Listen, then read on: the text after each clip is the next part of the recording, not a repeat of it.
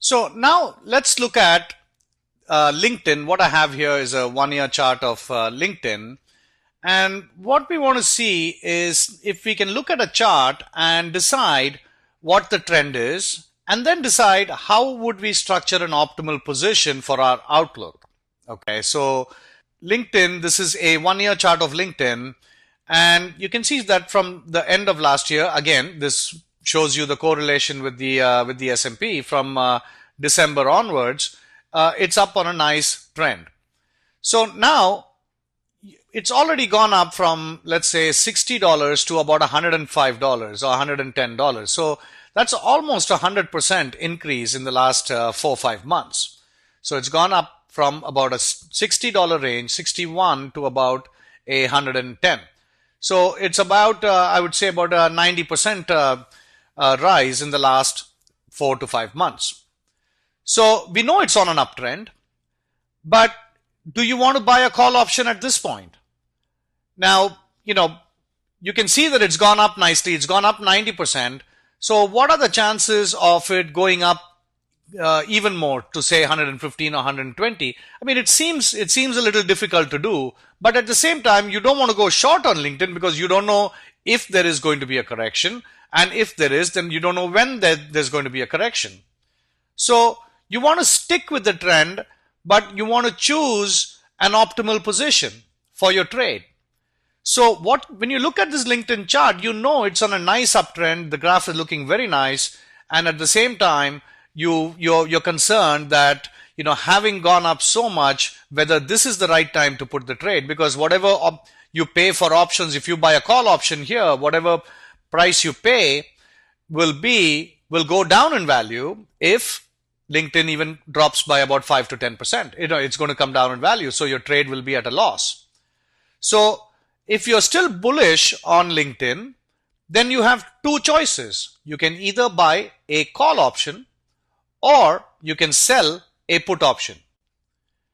If you buy a call option, you're directional, which means LinkedIn has to go up for you to make money. If LinkedIn does not go up, if LinkedIn goes down, obviously you're going to lose money.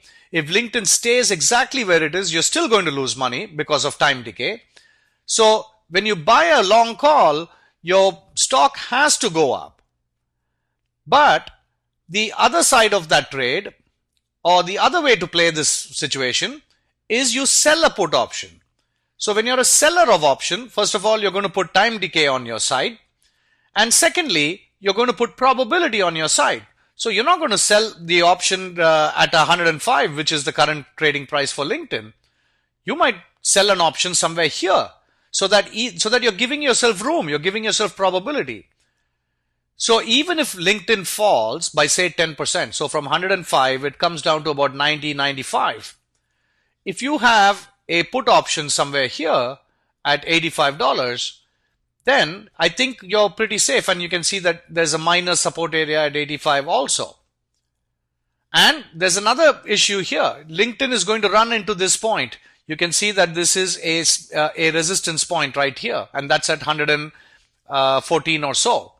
So you'll see that, it might go up a little bit, but you're unsure. So this is one of the situations where you should be unsure looking at the chart, whether to go long on this, or should I optimize my outlook by taking up a short put position somewhere at the 85 or perhaps even the 90 strike, depending on what kind of premiums there are. So that's how we would try to optimize this look.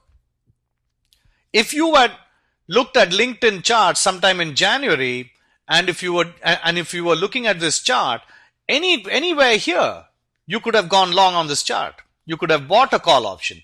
This would have been an appropriate time to buy a call option because your outlook was bullish. The S&P 500 at that time also was looking up. So there's a strong correlation.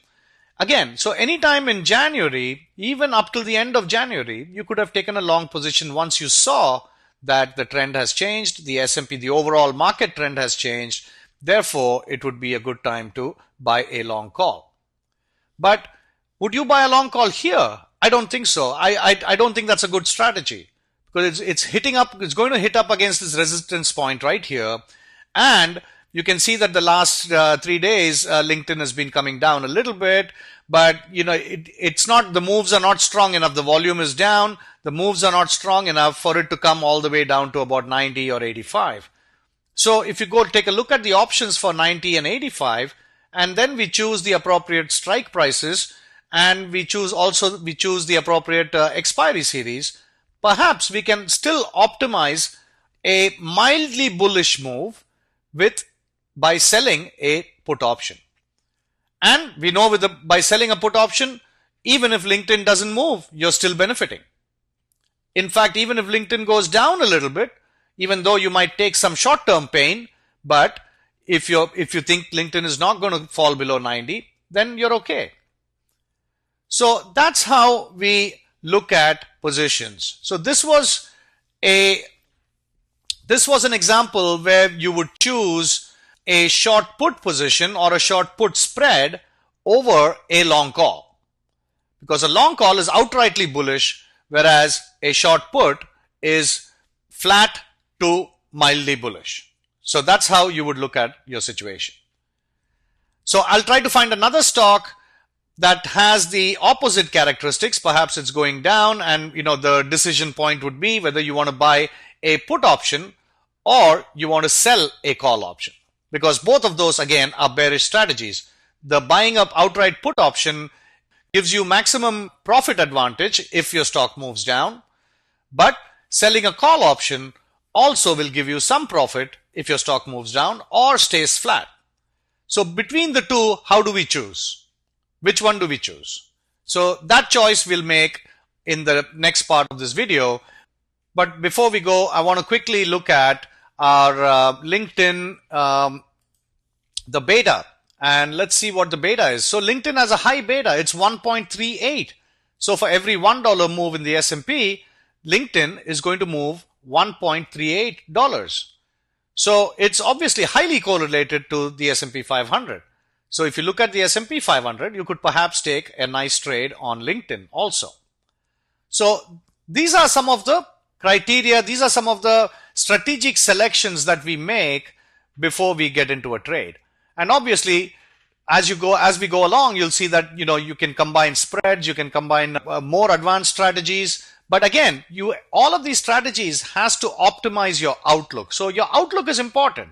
So you may not realize it, but whenever you get into the market and buy something, you obviously think the price is going to go up. Well, in the options world, you have two options. You can put your trades in a bullish manner, or you can put your trades in a bearish manner. And you can see with the implementation of calls and puts, they're both the same. The system doesn't treat you any differently because you're bullish or bearish. In the stock market, that's not the case. There are some other restrictions on short selling and things like that. But in the options market, there is no restrictions. Each of these strategies are considered equal in every way. So, take advantage of down moves, take advantage of up moves, but look at what the sentiment is and then try to optimize your trade for that sentiment and for your outlook.